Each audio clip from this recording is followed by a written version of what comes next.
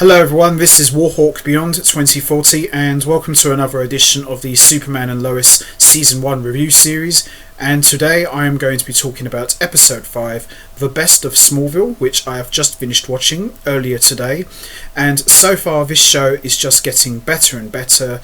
Every episode that I have seen has just been top notch. Episode 5 was no different. I absolutely enjoyed watching it, every second of it, and I love the cinematic feel that it brings to every episode, and it really feels like a mini movie. The dialogue is great, very well executed. Tyler Hoechlin so far is just doing an amazing job as Superman and Clark Kent. Elizabeth Tulloch is great as Lois Lane, and I would say these two are well and truly on their way to becoming a definitive Lois and Clark in their own rights, because that's how good they are. And the way they're able to channel in all of the past incarnations of Lois and Clark, from Christopher Reeve and Margot Kidder to Dean Cain and Terry Hatcher. There's a little bit of Tom Welling and Erica Durance in there as well. Anything and everything is in there, but they make it feel like their own, so they're not trying to copy other incarnations and other people who came before them. They still manage to make their interpretations feel fresh, but at the same time they're honouring everyone who came before them, and that's what I love about this show so far, because it's got a little bit of everything but it still feels like its own original thing. So we learned a little bit more about Captain Luthor and his connection to Lois Lane and why he approached her, and had some great action, lots of great flashbacks of Clark Kent in his younger years when he was just developing his powers. So, this episode had it all really, and I'm really enjoying this show so far, and I can't wait to see what happens next in episode 6. So, with that all said, let's get right into it. Let's talk about episode 5, The Best of Smallville. So we start off this episode with Harvest Festival time in Smallville, and Clark of course is happy and very hyped up for it. Jordan and Jonathan not so much though, but Clark does his absolute best to sell it to them that it's great and it's all about giving back and making donations. So you can see that even though Clark has been living in Metropolis for many years doing his Superman thing, he's still very much a country boy with Kansas in his heart. So it's really nice that they show that Clark is still true to his roots and never forgetting where he came from. So we see at the house Clark starts to pack up his mum's things to donate as well, and he creates an office for Lois, and we see Chrissy calls, and Sharon Powell and her son show up at the Smallville Gazette and tell a story about a head injury, but when questioned more deeply he seems very jumpy and nervous. We clearly see that someone has got to them, and Captain Luthor finally arrives in Smallville, having tracked Lois Lane down. Now, as we all remember in a couple of episodes back, Captain Luthor is from another Earth where he was a soldier and worked very closely with General Sam Lane, Lois Lane's father.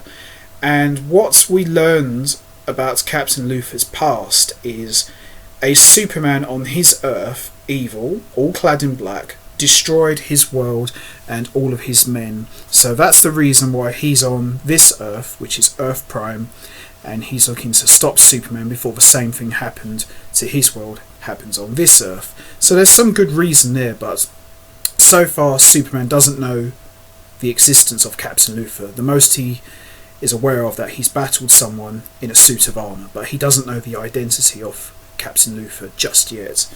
So we see people bring their donations to the community centre, but a lot of people are struggling, and Sharon and her son show up and donate men's clothes, but Derek is still not okay.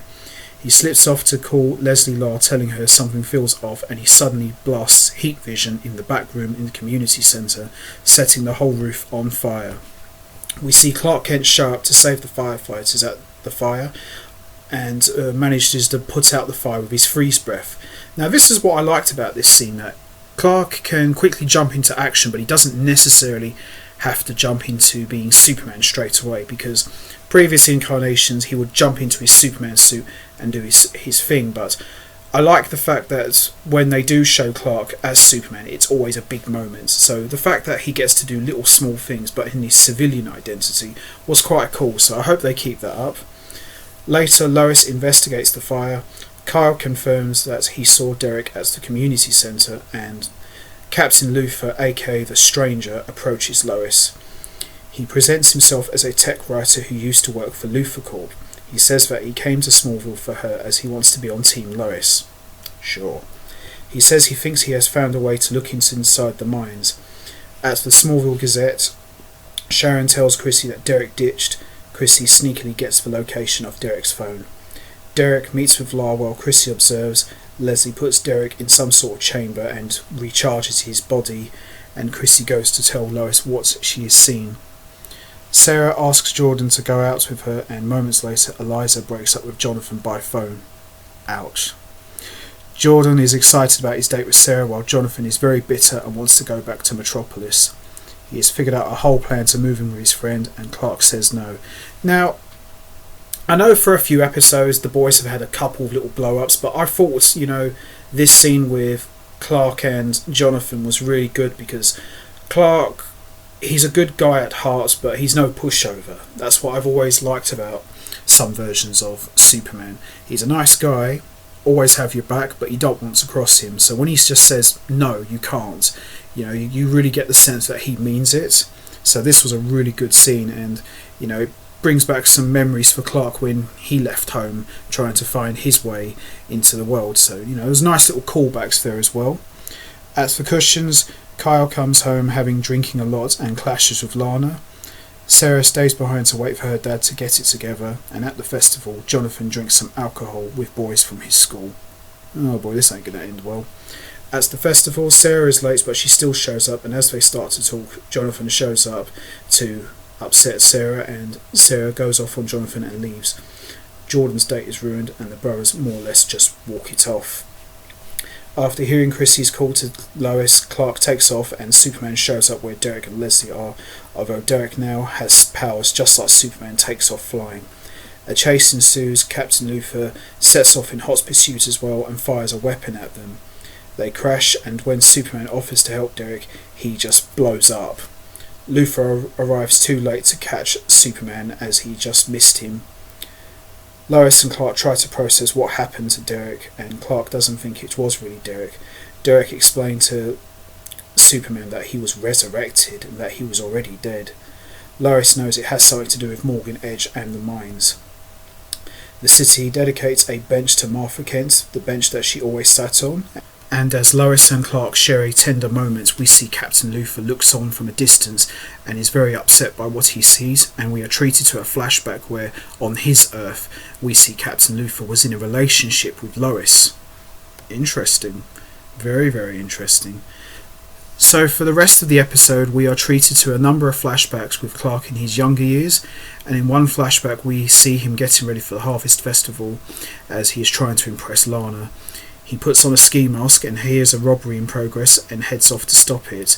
Now bear in mind that he's not quite Superman yet, or he's not even Superboy, so he's still trying to find his way around, but he manages to stop the robbers from getting away.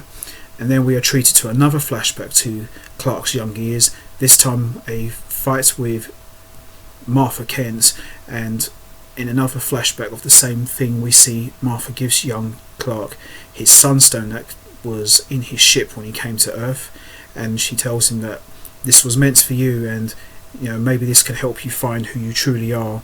And then we are treated to an emotional moment where Clark leaves Smallville for the first time as Martha is sitting on the very same bench that was made in dedication to her. We see Clark asks Jonathan to give Smallville more time, and if it still doesn't work, we'll come up with a new plan. Morgan Edge cuts a check to replace the town's lost donations.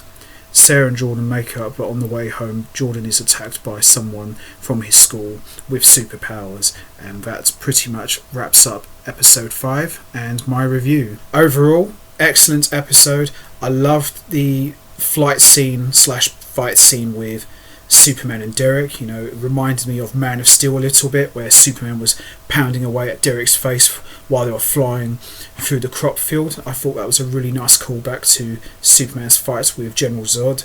And Captain Luther having a relationship with Lois Lane from his Earth was very interesting. I'm looking forward to seeing how that's going to be addressed in future episodes. And the flashbacks with Clark as a young boy learning about his powers, was really cool and brought back some good memories of the earlier seasons of Smallville.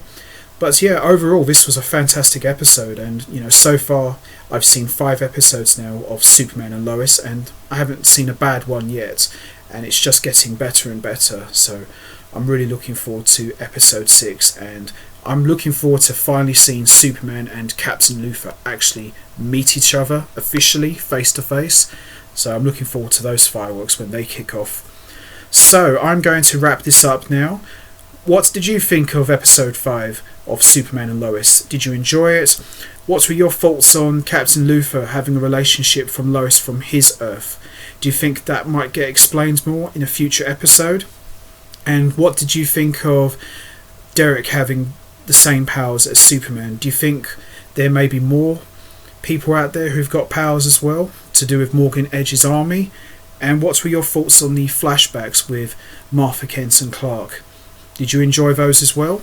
You know what to do, guys. Hit the like button, hit the subscribe button, leave your thoughts and comments down below, and I will see all of you next time for another edition of the Superman and Lois Season 1 review series, where I'll be talking about episode 6, which I am very, very much looking forward to talking about. Should be a good one.